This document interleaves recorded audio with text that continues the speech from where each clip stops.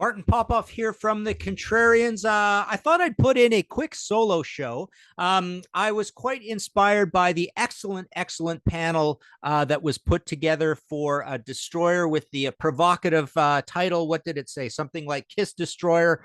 Is it overrated and an overproduced mess kind of thing? I wasn't part of that panel, which is perfectly fine. We had a great panel of experts. They did an excellent job breaking down Destroyer. I loved reading the comments on that. Go watch that. It's frankly more valuable than what you're watching here, but I just wanted to almost like insert myself into that panel, or at least say my piece, because I actually really like that title. I wanted to address the words overrated and overproduced. I thought I would maybe do a solo Contrarians show, like one of our regulars. You know how we've opened it up to other people who weren't part of the original classic Contrarians show, because we already, I think it was Nick and Marco, did Hotter Than Hell as the greatest Kiss album. But then I thought, my choice isn't a Contrarian's choice, so it can't be a regular show. So this is kind of a special thing. We're going to call this something like Destroyer Panel Pushback, something like that. But no, so I guess I've let the cat out of the bag. I would say Destroyer is my favorite Kiss album, and and I don't think it's a very contrarian choice. It's the one I hear the most out there. But for the fact of the matter is, people do point it out, or a lot of Kiss fans don't have it as their favorite, and a lot of Kiss fans do complain about it. But I think it is more or less the consensus choice. It is from that classic period. It's the most ambitious of all of these records. So let's address these points that are in the title. Which, like I say, are a great stepping off point. So let's start with overrated. Um, this is a whole concept. I might have even done a complete audio podcast episode of my History in Five Songs podcast on the word overrated. Maybe not, but I know I've definitely brought it up a few times. So I've always thought, you have to first, to decide whether something's overrated, find out where it's rated. And the interesting thing about Destroyer is, I guess, yes, it is rated very highly. So we're starting from a level of a very high rating on Destroyer. So is it overrated? I would say yes or no, which means it's not particularly overrated. I don't think it is overrated. Like I say, it is my favorite Kiss album. Um, is Kiss in general overrated? I think out there in the world, I would say that's kind of a yes, because there's a lot of pretty wobbly stuff that Kiss have done. The recordings aren't that great. Eddie Kramer didn't do that great a job for them either, frankly, when you think about productions. But of course, this is produced by Bob Ezrin. We'll get to that. So Kiss themselves might be considered fairly overrated, because look how much we talk about Kiss. We talk about Kiss a lot, so they're definitely rated very highly. So this record, I would say in general, it's not overrated. It should be rated pretty high. And like I say, it is my favorite Kiss album. Enough on that. Overproduced. So this is an interesting one. I pushed back a little bit in some Facebook comments saying, number one, I don't think Bob Ezrin really ever overproduced anything. And frankly, I think some of his, I'm here I am crapping on Eddie Kramer. Well, I'll say that Bob Ezrin had a lot of albums, specifically those Alice Cooper albums, that are sounding pretty cardboardy. I don't think they sounded that great. But that's a little bit of a different thing than overproducing. That's more to do with engineering and tones and sounds. And I don't think he's gotten that great sounds. Even The Wall isn't my favorite sounding Pink Floyd album. Now, having said that, my second favorite Kiss album is Revenge, and Bob Ezrin came back to produce that. He's also got the L Duren in there as well, but Revenge sounds amazing. So Bob got a great sound on that, and he's getting amazing sounds with Deep Purple. Super unique production qualities going on there. So I think in a way he's kind of redeemed himself. The things he did for these bands early days famously is he was right in there as a song guy, tearing apart the song, saying, no, couple runs at the chorus, that's good enough, not five, blah blah blah, moving things around. So he did amazing things for Alice Cooper, and here he is doing kind of the same things for Kiss. So number one, well, let's get to song construction in a minute. Is this overproduced? I say absolutely not. I say all the ear candy added to these songs, whether it's the heavy songs like the the soundscape that kicks off Detroit Rock City, or some of the songs in King God of Thunder, for example, or what he's done on the mellow songs, Great Expectations, the dressing up of Beth, the soundscape in the haunting sort of retrospective, reminiscing, going down the tunnel, near death experience thing you get in Do You Love Me? I think all that stuff adds to it.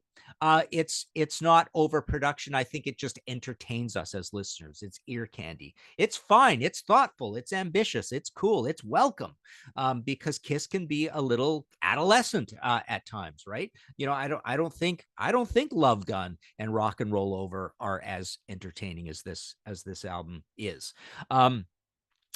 And to me, overproduced is, as I said in my Facebook comment, I said, well, there aren't horn arrangements on the heavy songs, ruining the heavy songs. There aren't honky tonk piano bits in it. There aren't strings all over the heavy songs, things like that. So you can be overproduced that way. And then when we get into the 80s and 90s, and you think of Aerosmith, for example, overproduced can be various travesties performed upon the drums. You think of Joey Kramer, where you can't even hear if there's any hi-hat sometimes.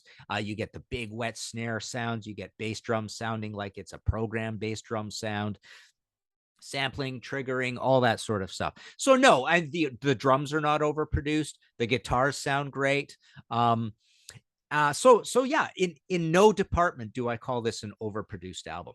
Now, again, get back to the song construction thing. I think Destroyer is my favorite Kiss album because I think the songs are all much stronger than what they had on the original trilogy of studio albums. The albums clustering around here that are considered, the great albums right after Rock and Roll Over, right after that, Love Gun. Then you're into your Dynasty and Unmasked. You've got side 4 of Kiss Alive 2, which I think is probably the only side that can actually, challenge what we get on Destroyer. Detroit Rock City, probably the greatest Kiss song. It's almost like a microcosm or a metaphor for the album as a whole. When people say Destroyer's their favorite Kiss album, it's almost the same thing as saying Detroit Rock City is your favorite Kiss song. King of the Nighttime World is a strong, heavy song from the band. They played it live a lot. Moving forward, it's a big anthem. God of Thunder, of course, is a big anthem. It's Gene's #1 signature song. Great Expectations, not a terrible mellow song. I'm kind of fine with Great Expectations. You get over to side 2, and I consider the first 3 songs on this the Welcome to My Nightmare Alice Cooper trilogy in a way. Flaming Youth, Sweet Pain, and Shout It Out Loud. To me, they're in that great celebrated spirit of Cold Ethel and Black Widow and Department of Youth. There's one other good heavy one there. Anyways, to me, this is like Bob Ezrin at his top, at his greatest, with Alice Cooper and with Kiss. So now, Sweet Pain has kind of like a poppy, semi-crappy chorus, but I think the verses are fine. Flaming Youth is the poppiest of all of these. Shout It Out Loud, I think, is just a great, good, rockin', pretty heavy Kiss anthem. I've never had a problem with Shout Out Loud. Beth, I just totally do not like at all. I find it very maudlin in the strings and all, and the whole thing about it. I don't find Peter Criss as a believable guy with this lyric even. So yeah, I think there's a lot of problems with that one. And then Do You Love Me with the semi Kim Fowley. I've interviewed Kim Fowley about this song. Believe me, he was a trip. Sadly no longer with us, but it's the semi co-write with not really a co-write. It's like they take it over and they do things with it. But I think it's a perfectly good Kiss anthem. It sounds perfectly fine. It's got some drama to it, some poppiness to it. It moves along. It's got some critical mass. So yeah, I think this is like I say, my favorite Kiss album. It's the one from the golden era that I think stands up the best. I mean, I'm a big Hotter Than Hell fan as well. I love the debut. Dressed to Kill is pretty good too. Yeah, out of all of these, having spent a lot of time thinking about Kiss and doing a lot of these Contrarians things with Kiss, I have found that Rock and Roll Over and Love Gun are kind of falling down for me a little bit out of all of these. But this is perfectly fine. So again, I just wanted to again, we can call this like Destroyer panel pushback, but I just wanted to get myself in there as part of this panel that I wasn't part of. But go watch that panel. It was an amazing look at this album, a deconstruction of Destroyer, like all our panels. Our panels that's some of my favorite stuff that we've been doing on Contrarians. I've really enjoyed these episodes I've done with Ralph Chapman recently as well. But there you go. Couldn't do a regular on this because it's not particularly a Contrarian choice, but Kiss Destroyer, my favorite Kiss album. Let us know what you think in the comments below. Subscribe. We've got a great Patreon situation. That's how you can get onto our panels, by being a Patreon subscriber. A lot of those guys have gone on to do their own shows too, which we're pretty proud of. I think it's pretty cool that that's happened. And it's frankly sharpened their chops as well. So yeah, a lot of great panels, but being a Patreon subscriber is the way to get there. And yeah, go listen to Kiss Destroyer again. Let us know what you think. Bye for now.